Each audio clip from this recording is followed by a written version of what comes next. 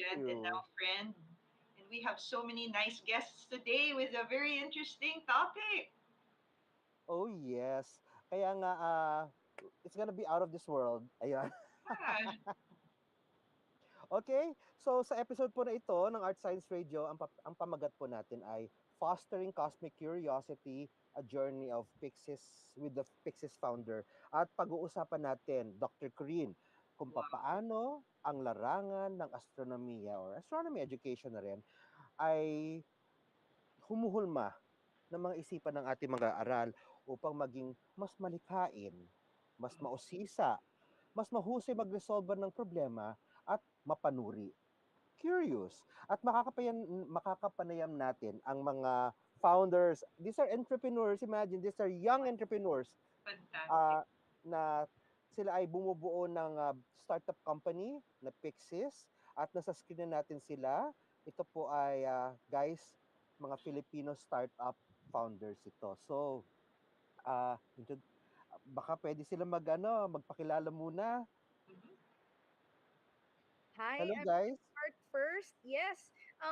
Hi, Doc Custer and Dr. Rain. It's really nice to be here. It's been years since I last guested in this show, and it's great to be back. Yes, Rochelle. Oh, Roch, yes. And then I think we have Kelvin. Kelvin, by the way, Corinne was my former student sa Oh, astronomy. fantastic. Mm-mm. Hello, Kelvin. Hello po. Hi, I'm Calvin. Yun nga po nabanggit ni Doc Custer na former student niya ako sa astronomy. Ayun lang. Ano pa? Ano thesis mo, Kelvin? Kelvin, ano thesis mo? Ah, Still working on it po. Ay, graduate ka na. Excuse me, anong still working on it? Yung Anong thesis mo? manuscript. Yeah. Okay. Sige. What was your thesis about? My thesis is about planetary orbital dynamics during sun's death. Mm. So it's a simulation of the solar system po natin as the sun dies during the evolution po ng sun. Oh, di ba, Dr. Corinne? And these guys are really very creative. Roch, sorry, Roch, I forgot. Anong specialty mo pala, Roch? Yes. So I'm working with data science and analytics. So it's not a total career shift, but it augments what I already started before, and I wanted to like mix my interests in astronomy, doing events, entrepreneurship, and data science. So yeah, it's a new opportunity for us. And Roch, by the way, is a voice actress, Yeah, I right? decide yes. Mm-mm. Really? And Stop. yeah, so if you need Dr. Corinne ng mag-host at yung sa voice ng mga Voice AVP, we can over. voice over we can get Roch kasi Yes, um, yes. ang boring ng mga AI voices, Mm. masyadong generic, kulang ng puso. Roch here can deliver. Iba pa Fantastic. rin talaga kasi kapag tao yung nagbo-boses more than AI, malayo. Mm-mm. Of course. Galing. And then Jonar. Jonar, nawala si Jonar. Saan si Jonar? Hi Jonar, nawala yung ayan. Hi, And yes, hi everyone. I'm Hi. Jonar Sabilano.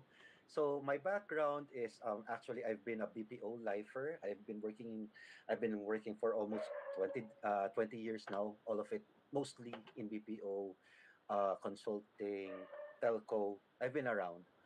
So this is my first foray into entrepreneurship, and my day job is ang day job ko is actually technical writer, and I'm actually in technical writing, copywriting, as well as data governance, so which is closely related to data science and analytics. Nice. mm, So, yeah. So, medyo hodgepodge yung medyo it's a mix of different skills that I hope to bring to Pixis as we expand our business.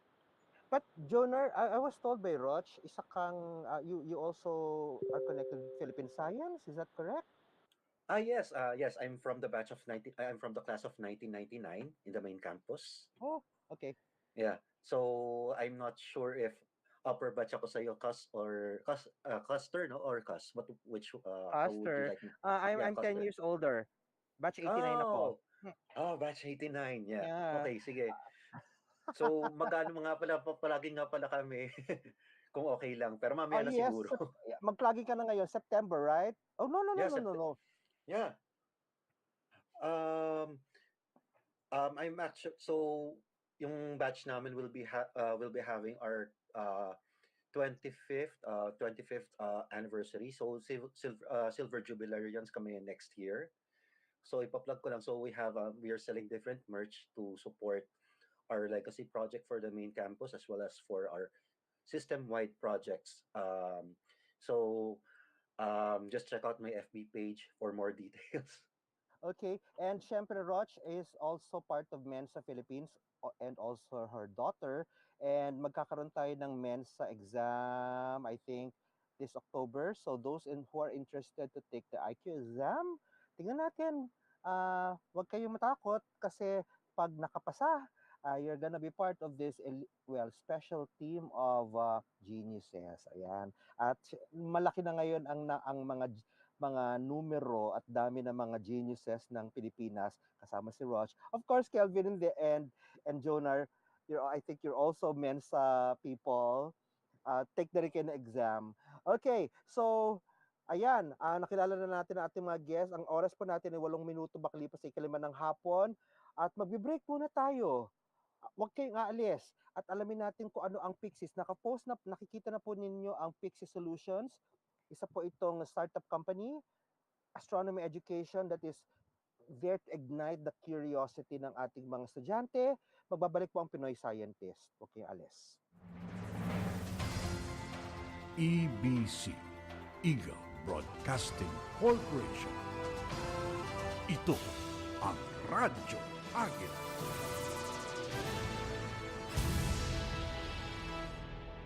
Ang oras na ito ay hatid sa inyo ng Cable Link, your link to a world-class entertainment. Mga bagong kaalaman sa siyensya at teknolohiya. Alamin sa programang Pinoy Scientist. Tuwing linggo, alas 5 ng hapon hanggang alas 6 ng gabi. Pinoy Scientist. KBP Best Science and Technology Radio Program. Pinoy Scientist. Dito sa Radyo Agila.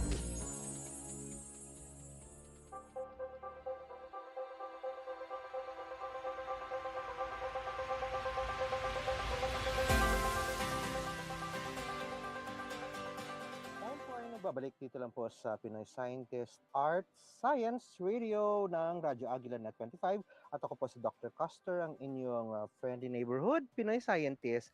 At sa mga kakatune in pa lang, ang Pinoy Scientist ay nagsasahim papawid tuwing ikatatlong linggo ng paksang art science o agham arte. Ito po ay isang makabagong katagan ng art na kung saan nagkakaroon po tayo ng tambalan ng agham, teknolohiya, inobasyon, kultura at sining. At sa araw po na ito ay ang ating episode ay pinamagatang Fostering Cosmic Curiosity, a Journey with Pixies Founder. Ayan, Dr. Corinne? Yes. Yeah, I'm very interested myself in pixies, and especially because we have to promote science in our country a little bit more enthusiastically, and creatively. I think more than anything else. And so I hope it's all right that I ask you now some questions, no, Custer? I'll go Oh, ahead. go ahead, Dr. Yeah. Corinne. Because where did you get this inspiration? Considering that like our country does not really have like avenues of this kind of engagement, and we wonder where the inspiration is coming from. Might be from places that you've gone to around the world or something like that. But then we know that we have challenges in terms of infrastructure and also reception of people. Because like our resources, it seems, are put no in particular areas like I don't know these days the creative industry. So you have all these crafts, bags, Filipiniana wear, etc. But then this one is, as Custer was saying, it's an intersection of creativity but education at the same time. But it's of a kind that is, um, how should we say? It's kind of really sophisticated, you know, and academic at the same time. So to me, this is a wonder, especially if you're gonna offer this in this country. Yeah, oo.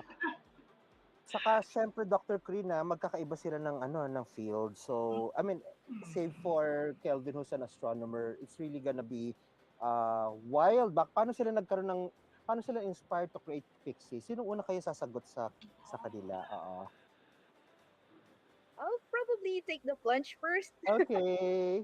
Yeah, actually kasi may history na rin ang Pixies despite being a startup right now. I started a different Pixies company way before kasi I'm also interested in astronomy. So, amateur astronomy yung ginagawa ko noon, and one of my interests noon is gathering my friends who had telescope and then setting it up on the sidewalk, like doing sidewalk astronomy. And I also linked myself with some space missions from NASA and popularize it among the public. So it used to be a hobby, and then it started an old variation of what is now Pixies. So it was very limited back then, but it was really fun and it's very fulfilling to share that passion. Looking at the stars, and it it makes us curious to learn more, want to ask around and read more about the sciences. So basically, pagpapasilip lang sa telescope, sobrang ang laki na ng impact nun sa tao. So, matagal ko nang ginagawa yun. It's entirely with a different group of people. And then later, naalala ko nitong pandemic when everybody's stuck at home. And ngayon pa lang tayo nakakalabas in the public. And I was like, wow, nakakamiss yung ganitong feeling to gather a lot of students and tell them about stories, about constellation, stars. And doon, tuloy-tuloy nang lalabas yung next questions nila. It's so satisfying to get back that feeling again. And then I gathered, people from different interests, with Kelvin, of course, providing the astronomy expertise here, and Jonar naman, who's also good in writing and promotion and marketing. So we're building something here, and we're still at the beginning phase. But sobrang hopeful kami, and we're looking forward to all the support and attention that we will be getting, especially reaching out students sa malalayong places sa Pilipinas. Ano bang ibig sabihin ng Pixies? Oh, Anong paano yes. like it sounds like, Pixar, but it's not Yeah, Pixar. Why it's why actually Pixies? name of a Mm. constellation. So, di ba, Oh, we know oh, that the whole okay. sky, hindi lang yung part na nakikita natin, but the whole sky, even yung part na nakalubog, the whole sky is divided into 88 regions called constellations. I'm pretty sure a lot of us are familiar with the popular ones, with, Libra, Virgo, Yeah. Orion, those from Greek mythology stories, no? Pero Pixies is one of the less popular ones, but we like it because it symbolizes compass ng Argo Navis, which is the most iconic ship sa Greek. So yun.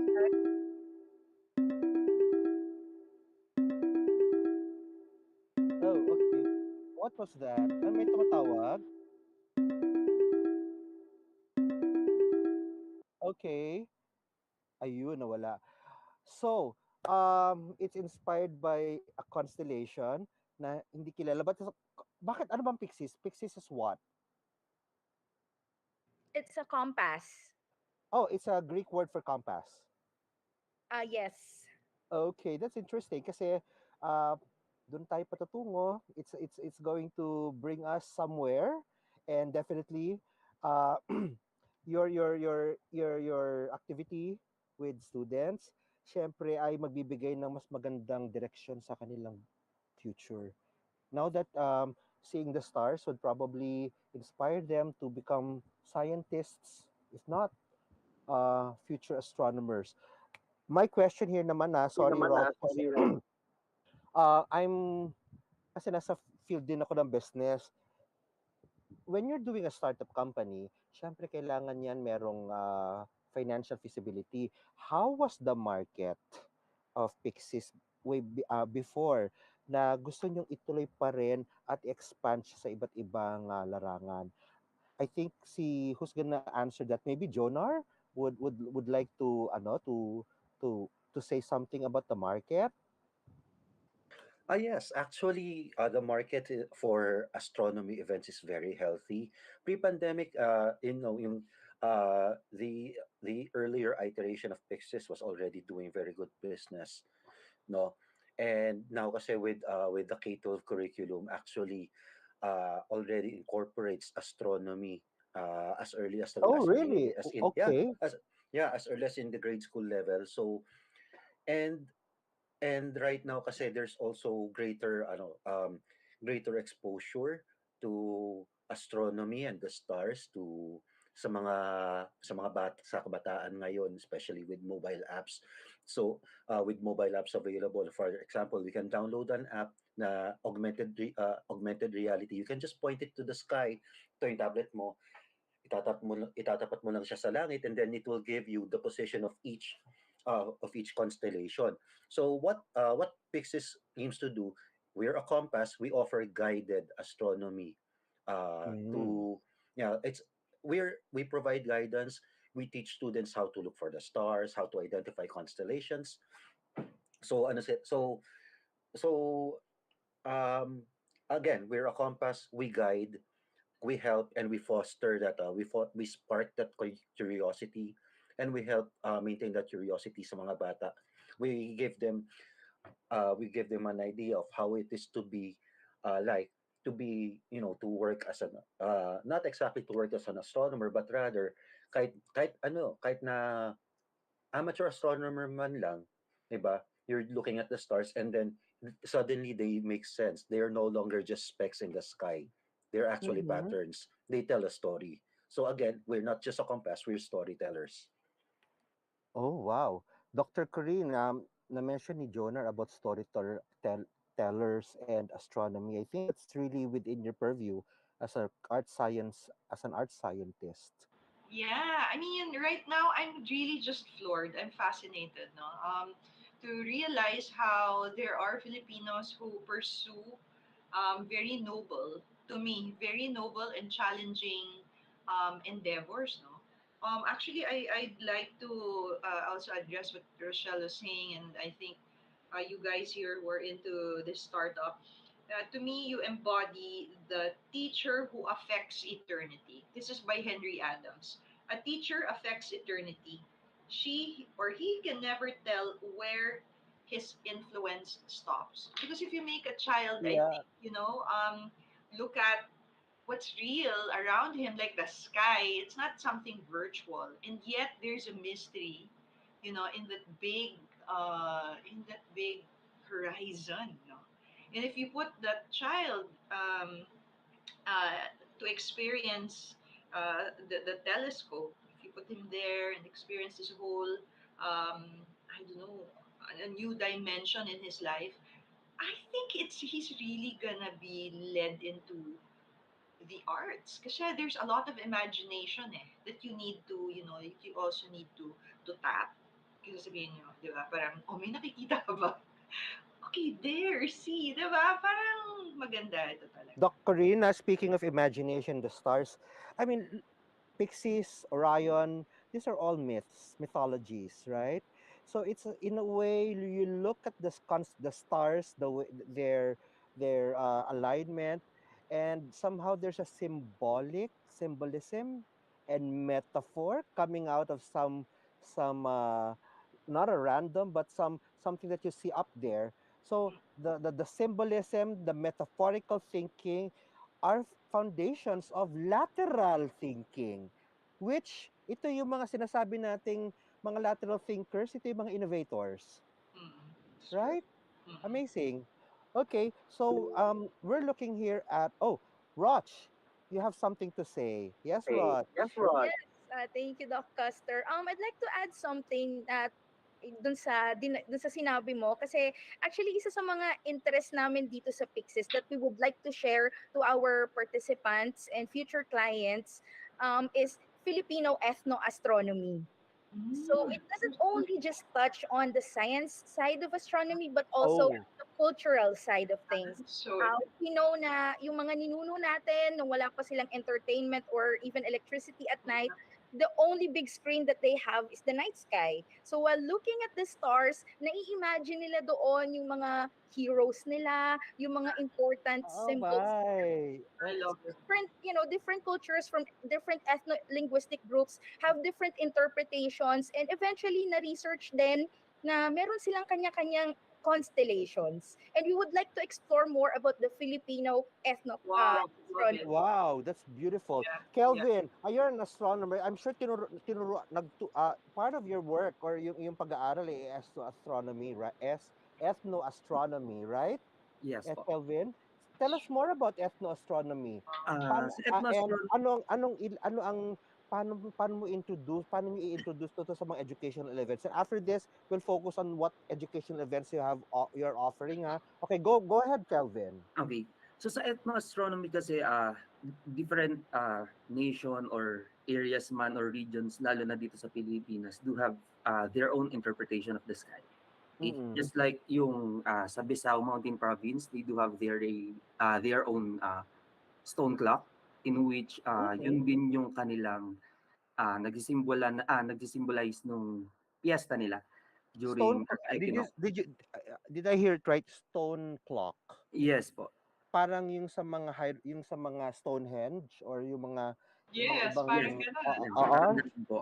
So, Oh, okay. We have that. yun din yung Amazing. ginagamit nila to Okay. start yung kanilang farming season, kung kailan titigil Oh, yung mga wow. pag-ulan, bagyo, tsaka kung kailan sila mag-harvest. So, again, yun nga, gusto rin naming ipakalat yun or i-reintroduce yun sa mga tao para ma-preserve yung mga bawat kultura, lalo na sa astronomiya dito sa Pilipinas. So Kelvin, hindi lang creativity, problem solving, analytical skills ang naituturo ng astronomy, but also nationalism, love for your culture. Yes. Oh, that's good. And uh Raj, paano yun? Can you give us how it will enhance nationalism, a sense of nationalism sa ating kabataan? Kasi parang nakikita na I mean, Doc Corinne, na-observe ko talaga parang diyan tayo medyo nagkukulang, no? With I all this, love this. oo. Sobrang ganda. Kailangan itong Kailangan din magtuloy. Rog, how paano 'yon? I guess we start with what we already have, which is promoting yung kultura, iba't ibang subcultures dito sa Philippines using the ethnoastronomy, and we make them relate to what their forefathers saw in the night sky. And isa rin sa mga gusto namin gawin is to have a translation of our events in the lingua franca or the local dialect nung siguro we'll start with the major languages in the Philippines, and eventually we can have more traction for the minor ethno-linguistic groups. So yung education naman kasi hindi kailangan natin i-force sa isang sistema lang yung nakasanayan. It can expand. It's very dynamic. So if mas makakatulong sa mga bata na ma-appreciate ang kalangitan, ma-appreciate ang siyensya sa kanilang lengguwahe, why not? It's a good opportunity to do so. We also want maybe to make people be closer to God, right? By looking at the stars. Kasi isa din yan sa Wow. nakikita natin sa mga kabataan. Doc Corinne, yung connection natin sa Panginoon, Yeah, medyo with the social media, of course. medyo lumalayo eh. Ito si Yeah, Jonar may gustong sabihin. Jonar, Jonar, please. Well, that can be part of our goals then. So as you can see, the universe is very vast, and it's I'm not saying it's impossible to I'm not saying it's impossible to perceive uh the immensity, the enormousness of the entire universe without believing in some higher power na gumawa sa sangkalangitan, 'di ba? Mm. that's right. So depende sa may school siguro, but depende sa school or sa may audience, we will be including that sort of messaging. We might include that sort of messaging as well. But the overarching theme here is that this entire thing was created. This thing was created maybe not in 7 days, might be over billions of years, but there is an overarching theme na ginawa talaga to, and we are part of it. We are living in it. We don't have necessarily control over it, but we are living in it. And there is uh, one sort of higher power that governs it and made the rules by which this universe is constantly evolving. And it's like a clock. It's ticking. Nice, nice. I just find it also very interesting that I think all of us no are now in a very digital world, and you guys are also into data science, data analytics, and all that. But like, I want to just maybe help ourselves see parang the organic education that's involved as against the artificiality of, well, sorry, the digital, no? Kasi there's also a lot of talk about metaverse and how people um, parang long for an otherworldly experience But, beyond. No? Dr. Corinne, hindi ka Yeah, naman anti-digital, right? no, I'm not. No, Oh, okay, okay. what I'm saying is, parang there can even be, we can't even be limited, for example, by AI, considering that it's the most powerful tool, talked about today. I mean, a child can also be in, like science, and science offers infinity really, right? Because like, who's to say that, diba, parang I don't know, like an Elon Musk will not go billions of diba, billions of light years away. So, parang to me, the child's imagination, if we just make him or her focus on science, will be in awe of what astronomy is to me now. That's correct, Doc Corinne, ha. Ito muna, magpapa-shoutout lang sa ating page. Okay. Angelica Shane Esquilio, hello there. Happy viewing. Aya Kuyong, Riza Castillo, ito si Glenson Ortiz Bonifacio, pa-shoutout po. Levi Heraldo, friend ni Kelvin, former student ko. Ay, ano bang Wow. inaral niya? Jupiter. Ayun, evolution of Jupiter naman tong boy na ito. Napakatalino, napakabait. Hello, Levy and Jed Corona. They're all watching our episode today. And happy watching. And I hope you're learning something new. Okay. Yes, Jonar, you were saying something. You wanted to say something.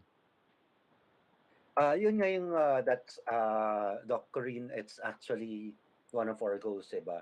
Kanina I mentioned that there are apps available that you can download sa may tablet mo or sa phone that feature an AR component, so tatapat mo lang siya sa may langit and then it will tell you where exactly a constellation is supposed to be.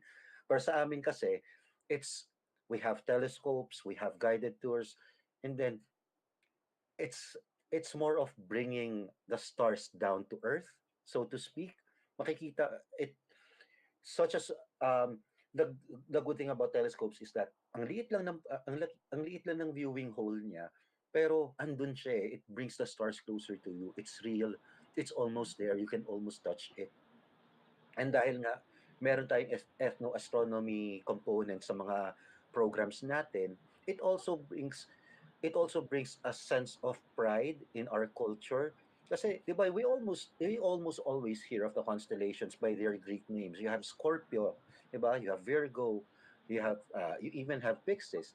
And then, Wait, pero, Jonar, Filipino, wala ba tayong constellation na Pilipino? ayun nga, Meron yan. meron nga. And, Wow. Sige. yeah, Ano mga pangalan nila? yeah. Balatik. So, Sino to? yeah. Sino si Balatik? Sounds like sounds like latik. Parang coconut. Ano yun, Roch?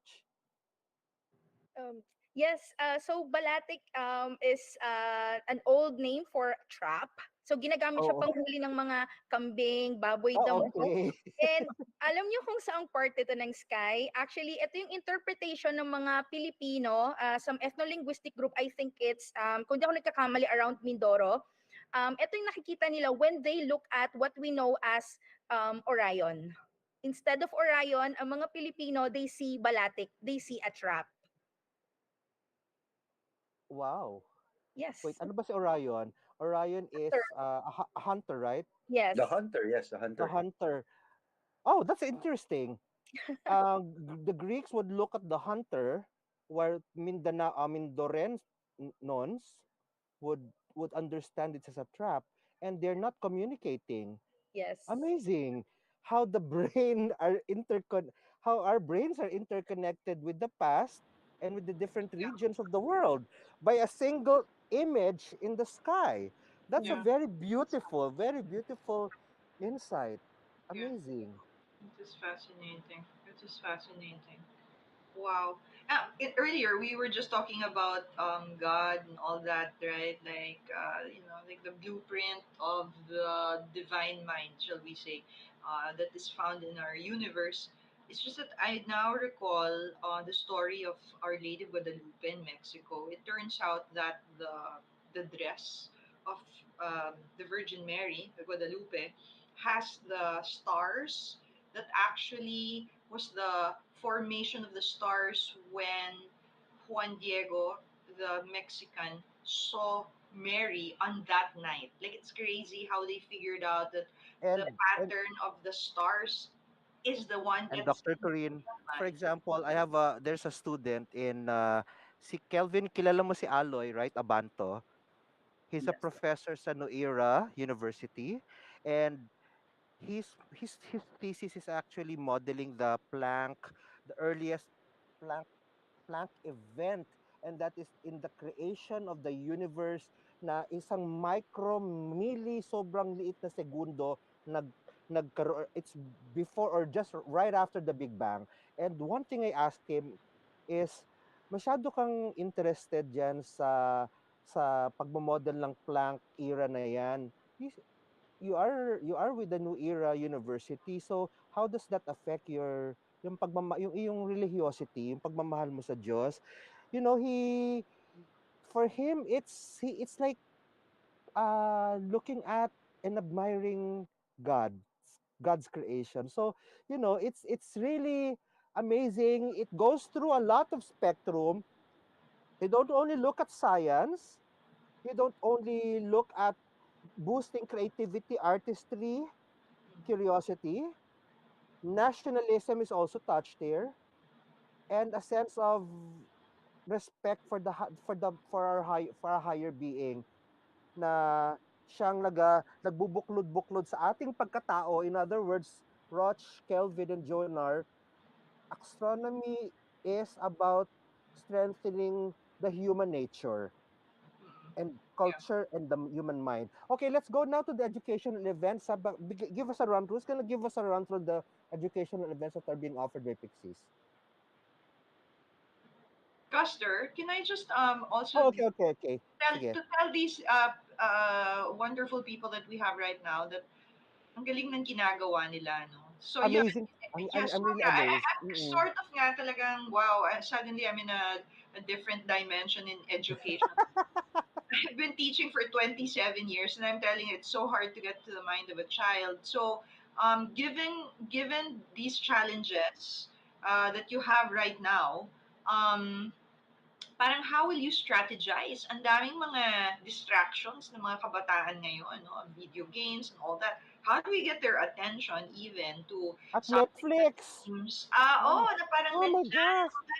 how are I'm you guilty guys of going that. to be Okay. doing this, strategizing around a multi-layered challenge, no? How do you compete with them? How do you compete for attention, in other words? I think that's not a big problem kapag may events kami. Kasi kahit sobrang daming distraction, once na nakita nila yung kalangitan and naiintindihan nila kung anong nakikita nila sa kalangitan, nakakalimutan nila lahat ng distraction. I sometimes think that astronomy brings out, something primal in humans, that when you look at a planet through a telescope, kahit super liit yon, kahit hindi siya yung high resolution NASA image type, makita mo lang yon, knowing that it's Jupiter, knowing that nandoon siya sa kalangitan and you're looking at it right now, it it it wakes up something in you. I just can't explain I can't put words into it, but that's how I feel and that's what I observe kapag may mga batang sumisilip and yun din ang sinasabi nila. Alam mo, It's Roch, kasi ako nag-attend ako ng sa RTU, mga in-house research. Makikita mo talaga ang impact ng astronomy sa grupo ng mga astronomers. They all are thinking out of the box. Everybody. And ito nga, every time I get, hello kay Ryan Gido for, I mean, I'm so happy. I always attend the in-house presentation ng mga research. I'm excited every time I hear an astronomy student present their paper kasi talagang babalik ta rin nila ang mundo mo kasi yung imahinasyon talaga ay limitless. Okay, Jonar, what you wanted to say something? Yeah. Yeah, actually, gusto ko lang idagdag sa sinabi ni Rosh kanina. As you can see throughout history, we've always looked to the stars for directions. No, it's not just about astrology. It's not about the different constellations and how they supposedly affect our fortunes. Pero even the Pacific Islanders, the Maoris, diba, Mm-mm. they use the stars as guides during their journeys through the Pacific Ocean. So, in a way, the stars have always been a guide, not just uh, towards this, yeah, even the Aztecs, they also used the stars to determine when they will start planting. Even the Egyptians, diba, they observed the moon and the location of the constellations in the night sky to determine their planting seasons. And and in more recent times, in more modern times, the efforts of NASA have resulted in different technological advancements that we are using today. Diba? Some of the earliest computers, for example, were developed by computer engineers at NASA, and we're reaping the benefits today. And it's not just the computers, but also different materials. Kevlar, for example, I think that was also developed as a material for to be used inside the rockets, and we're using it heavily in the modern world today. So I would like to think actually of astronomy as one of the first sciences talaga. It's Di bali nang hindi ka pa marunong maghalo ng mga different things like chemistry, as long as you knew how to read the stars, you'll get somewhere. And and now we're planning to, 'di ba, yung goal namin dito sa Pixis is to reintroduce astronomy not just as an optional science, but as something that, something for everyone, you know, something that everyone can benefit from.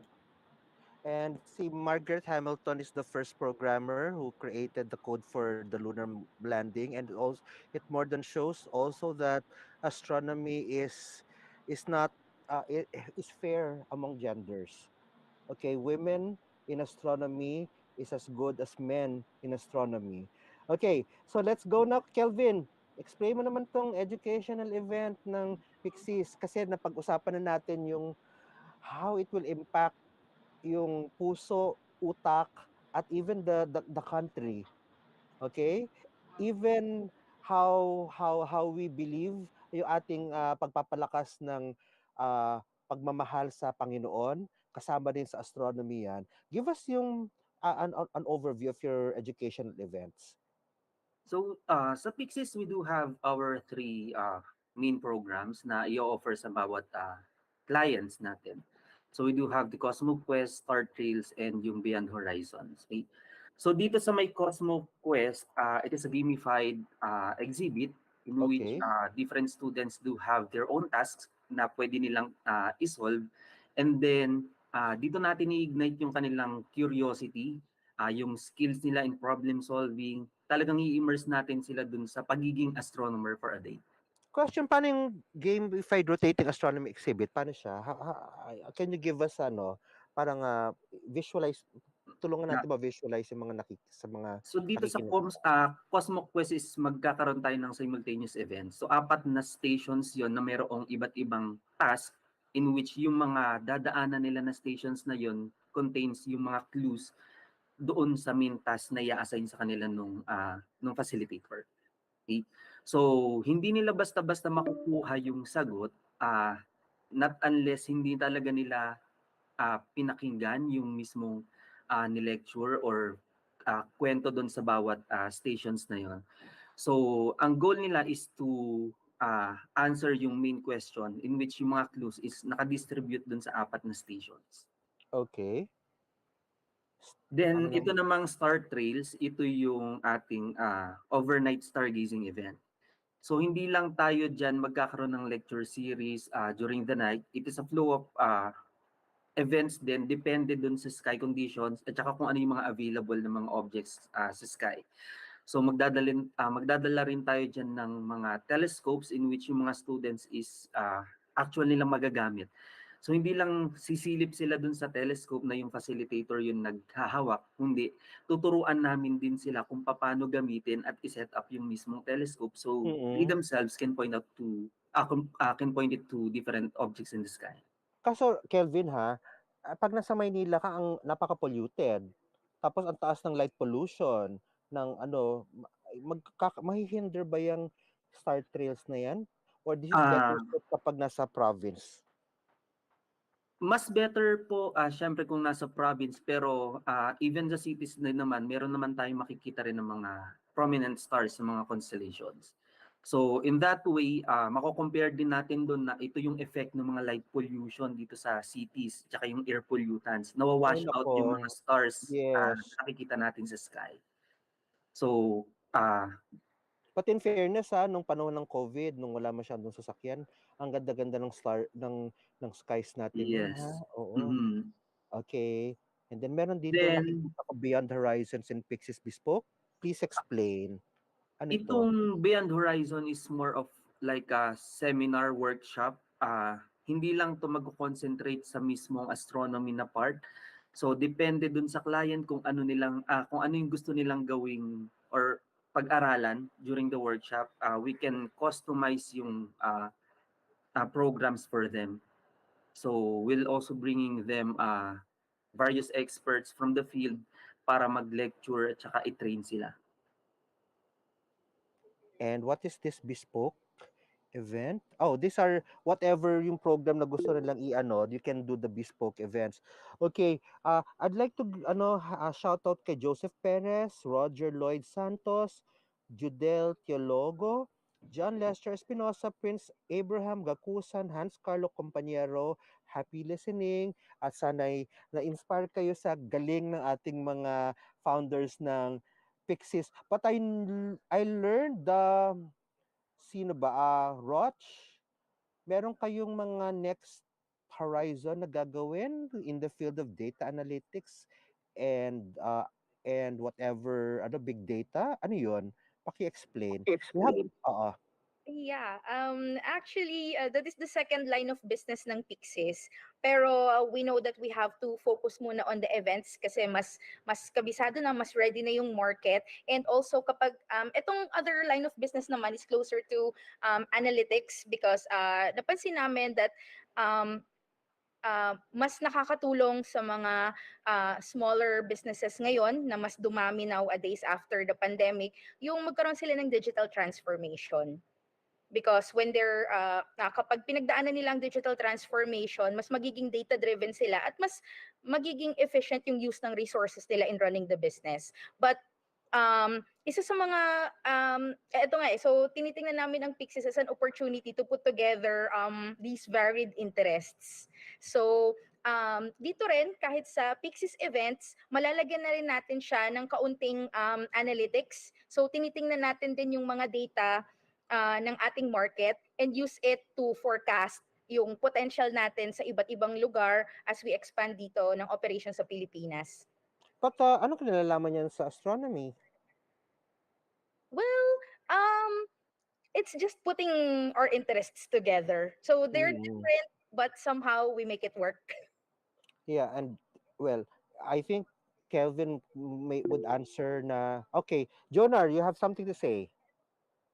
Yes, actually, speaking of corporate, yung mga program namin are not just limited to students from K to 12, no. We we are also targeting, we are also aiming this at students from college and even beyond. Let's say mga corporate events, ganyan.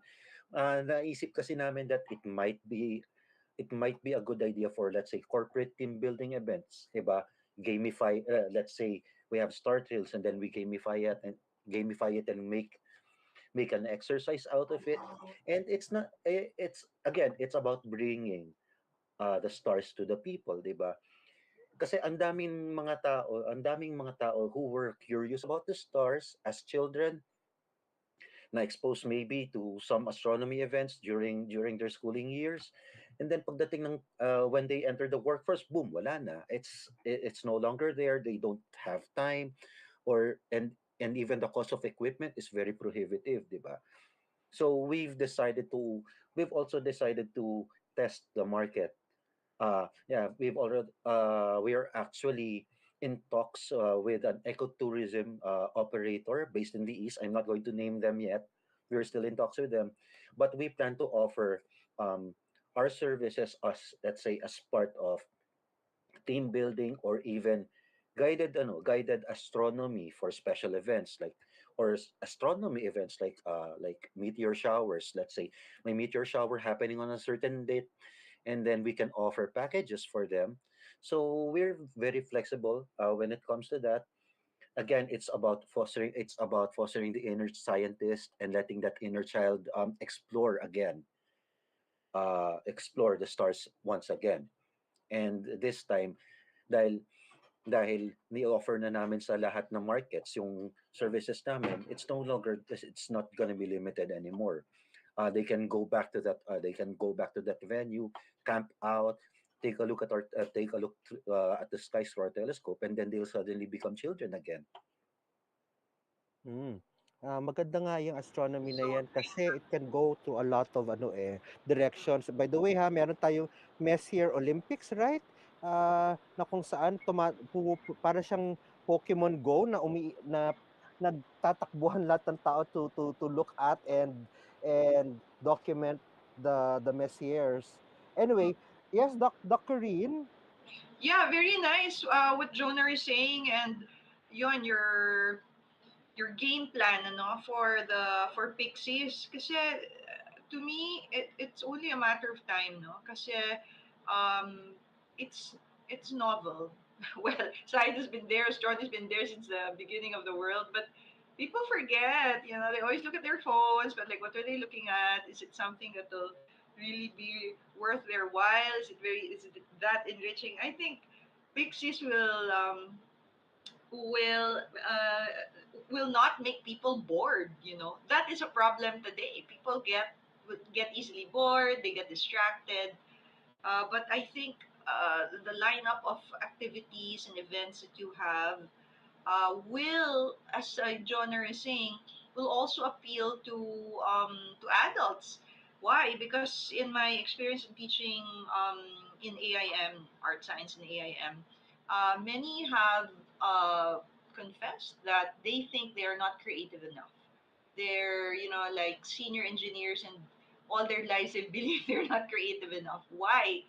And we discover that it's because in the latter part of their years as students and as children, they were not put in sandboxes. You know, Yes. And they were not Dr. put in Corinne, sandboxes. there's a study that 98% of adults say that they're not creative. But this is a longitudinal study. But when they were much younger, 98% or more than 100 or almost 100% would say they're creative. The reason for that is somewhere along the way during their education or the way they're treated, somebody told them that they're not. Mhm. A lot of people also would argue that creativity is equated to artistry. Kung hindi ka magaling mag-drawing, hindi ka creative. Yeah, that's why. So, this is one way. We have ano na, konti na lang yung oras natin, but I must say, Tingin ito. astronomy, Pixies, you'd have a very big task ahead of you to boost not creativity, love for science, love for our country, and ito yung sa mga big challenges ng education natin. So, bigyan natin muna ng huling pananalita or huling mensahe ang ating mga guests. Let's go first with Kelvin. A short message sa mga nakikinig, parting message. Kelvin. Ah, yun, there. Ah, konting hintay na lang sa mga nag-i-inquire na sa amin before pa, nung una pa lang naming ni-release yung site tsaka yung concept. Ah, konting-konti na lang, malapit na mag-start yung events natin dito sa Pixies. Wonderful. Okay. Jonar. Yes, so we would like to first we'd like to thank you, Doc Custer and Doc Corine, for featuring us here. This is we appreciate the opportunity to reach a broader audience today, and we would also like to invite everyone, educators, teachers, even learning and development professionals from the corporate world, to please check out our website, see what we have to offer, and feel free. And Roch. Yes, thank you for having us here, Doc Custer, Dr. Reen. It was really, really nice discussing Pixies and sharing our passion with you.